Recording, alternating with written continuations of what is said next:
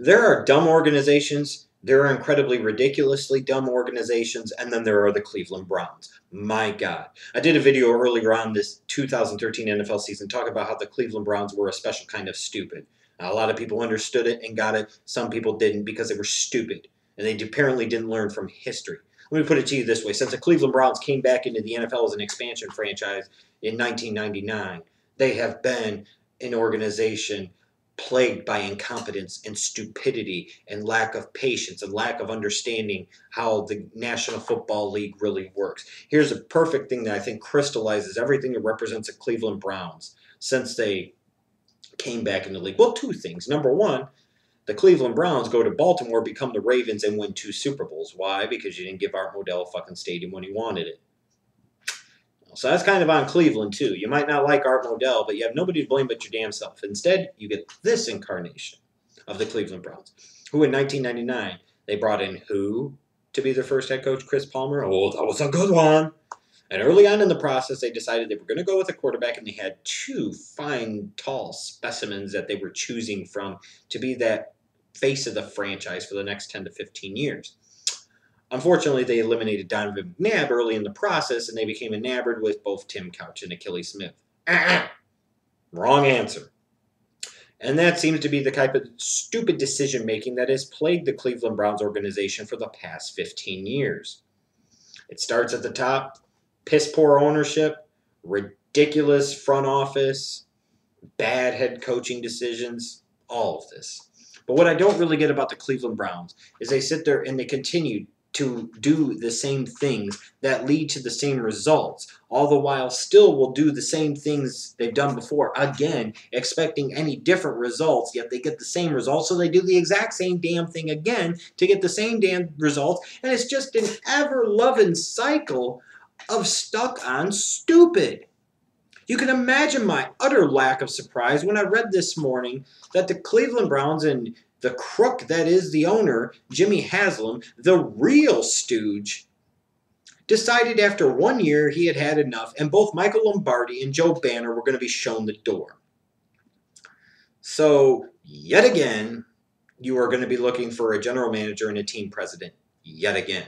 Now, I don't think that's necessarily any great loss to the Cleveland Browns organization, but who's the asshat that hired him to begin with? Who ultimately had to sign off on that? Who ultimately decided to go in that direction? That would be the man at the top. The buck has to stop somewhere, and that's Jimmy Haslam. You know, these are the same guys in Lombardi and Banner that only got like their 4th or 5th choice of candidates when they hired Rob Chudzinski. So usually a general manager in a front office is measured by 2 things. That's the head coach they bring in and the quarterback that they get. So these guys here bring in Chudzinski with a previous regime's quarterback in Brandon Weeden and expect him to be successful. So, of course, his team isn't successful, and he does the best he can with what he's got, which, newsflash, idiots, isn't a lot. You sit there and you bring in an offensive-minded head coach when your offense clearly sucks. So what do? You draft Barkevious Mingo 6th overall. That's the type of dumb dick shit that stupid organizations do, like the Cleveland Browns. When you bring in an offensive-minded head coach, in part because your offense needs to be addressed, you don't draft defensive players early and often in your first draft. That makes no damn sense whatsoever. None. But it just kind of shows you the incompetence of Lombardi and Banner, and ultimately the true epitome of incompetence that is represented by the owner, the crook himself, Jimmy Haslam. And here's what I don't get. They fired Chudzinski after 1 year. Never really even gave him a shot, gave him a chance to establish anything at all. And then Haslam now has sat there and fired these 2 guys after they were involved in the process to hire the next head coach, who was surprisingly, after 3 million damn candidates don't want the job, they found some dumb, gullible sucker in Mike Pettine to say, hey, come in, we'll give you a 3 or 4 year contract, you'll only coach 1, and then we'll give you a bunch of free money after you fire your ass. When you see organizations like the New England Patriots that have had Bill Belichick there for about a decade and a half, you see organizations like the Pittsburgh Steelers who've won how many Super Bowls, and they've had how many coaches over the past 40-plus years? The answer is they've won 6 Super Bowls and had 3 head coaches in 40-plus years. Yeah, maybe they are the exception to the rule, but hell, you look at in your own division, the Cincinnati Bengals have had a Marvin Lewis there for 11 seasons now. 2014 is going to be his 12th season in Cincinnati. You stay the course and you stick with these people. You find the right people and you build behind that message and that vision and the direction, and you show confidence in that. You don't sit there and waffle and vacillate all over the goddamn place, and every time something bad happens, you sit there and freak out because you're micromanaging, which means as a result in the business world, you're really not managing a damn thing, and you're firing people.